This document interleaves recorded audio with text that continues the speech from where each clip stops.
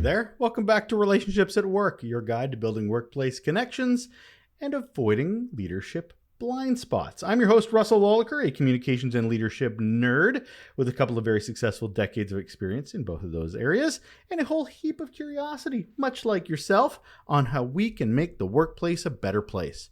If you are a leader trying to understand and improve your impact on work culture and the employee experience, you're in the right place. This in your ear, in your hot little hands, however you're holding it, is our mini episode that comes out every Thursday, usually under 10 minutes, just a quick and valuable bit of information to set you up for the week ahead. They are all inspired by our Raw Note newsletter, which is a couple of months ahead, so you can certainly sign up to catch up. But for right now, the Raw Note I'm passing on to you, it's time to set up those leadership guardrails. When we as leaders make impactful decisions for our teams or the organization as a whole, whether we share important information or we set up processes and rules, we have to ensure we're not doing this alone. We have to. And I don't mean surrounding ourselves with people that just go along with our decisions because they're too busy to say otherwise, or at the worst of it, they're sycophants, just yes people. They're just there to ride coattails. They're there to sponge off leadership of others. That's not healthy. We need to ask, do we have someone at work who keeps us as leaders in check? That is a key question I'd love for you to ask. Do we have someone who calls us out when we say something stupid in an all-staff meeting? Do we have someone who asks us the hard questions when we're making decisions we might not actually be qualified to make or have the experience to make them, but we have to anyway? Do we have someone who calls us out on our bullshit? Those people are so important. Great leaders don't need yes people. It actually gets in the way of us becoming great leaders. What we need are, what the hell were you thinking, dumbass, but in a kind, constructive way, people. Leadership faces more and more challenges in our increasingly busy schedules. Lack of training, lack of direction, lack of definitions of success, lack of oversight as we move up the organization, lots and lots of lacks. And one thing we need to proactively do is to ensure we have leadership guardrails. These cannot be lacking.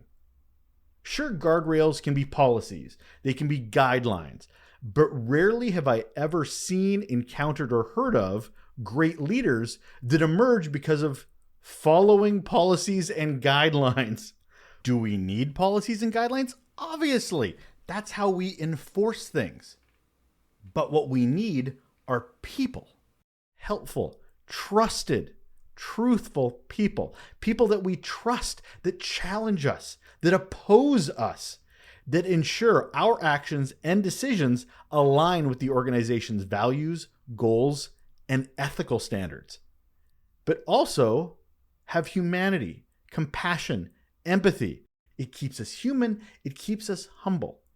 We need people like this to keep us in check as a defense mechanism against being out of touch or being too high in the org chart or against a growing I know best ego problem.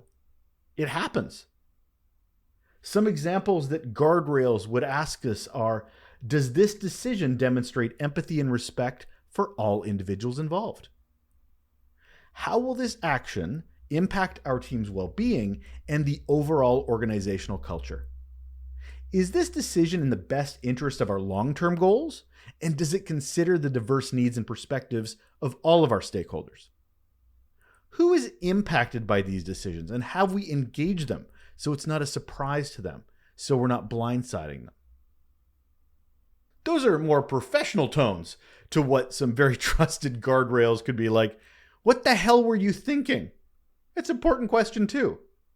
We get so busy as leaders, we don't always make the time to really consider the impact of what we do, say, or decide. So having these people in our work life is even more essential. I've hinted at these, but let's dig deeper into what leadership guardrails can help with. First, ethical standards, ensuring all our decisions and actions adhere to a high standard of ethics and integrity. That has to happen. This involves avoiding things like conflicts of interest, dishonesty, unethical behavior. We never think we do things unethically. I'm sure there's a few people that are listening to this going, but I'm not unethical. It's just not who I am. It's not what I do. But isn't it important at least to make sure? We're assuming we know all the angles. An assumption is the death knell of good leadership. Second, alignment with organizational values. Having guardrails helps guide leaders to make decisions and take actions that are consistent with the core values and culture of the organization. Consistency, well, it has a lot to do in building trust, and a leadership guardrail can help with that. And I mean, when I talk about values, I mean the ones on the website and on the posters, because this helps in establishing and maintaining a consistent organizational identity and helps create that positive workplace environment. Because we're not just lip service, we've got leadership guardrails that are actually helping us walk the talk. Another one is risk management. Guardrails are about establishing boundaries to manage and mitigate risk. They can become teachable moments for us as leaders to see where we're overstepping. It can also involve understanding the potential negative outcomes of decisions and taking steps to avoid unnecessary or unmanageable risks. Another one is accountability, because those leadership guardrails really can help hold leaders accountable for their actions and decisions. What does that look like? Well, that includes establishing clear expectations and consequences for not adhering to guardrails that are set up, that are established, that have been discussed, pre-agreed upon. And last, having leadership guardrails are so important for helping respecting diversity and inclusivity. It can really highlight for leaders the importance of considering DEI in their actions and decisions. If somebody's sitting here going, have you thought about these people? Have you thought about those people? Did you understand your decisions and your actions impact these people in this way? Because having those leadership guardrails, it encourages leaders to respect and embrace diversity. It ensures that all decisions and actions are inclusive and equitable because you're seeing it from another lens.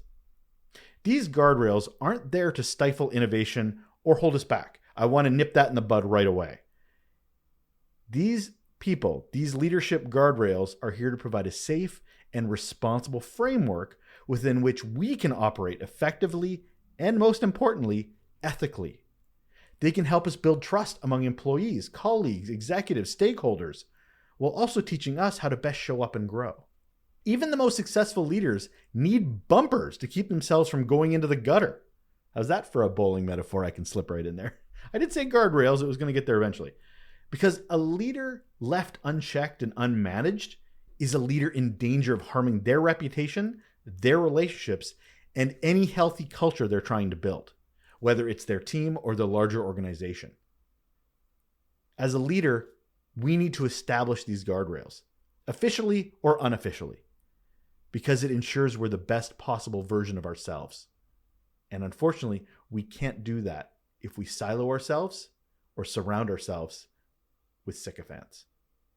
We're done. We're putting a bow on it. That's another episode of Relationships at Work, your guide to building workplace connections and avoiding leadership blind spots. As usual, I'm your host, Russell. Love being here with you. If you like this, if you enjoy these solo episodes, thank you, by the way, for that. But also, if you want to get to know where this source of inspiration is, it's Raw Note newsletter, which comes out every Thursday as well. It just happens to be a few months ahead of these recorded episodes. So if you want to get caught up, just sign up to our Raw Note newsletter. Just go to relationshipsatwork.ca or russellolacher.com. Right there at the top, free. Follow the instructions and ta-da, you're all set up. All right, take care of yourself. Bye.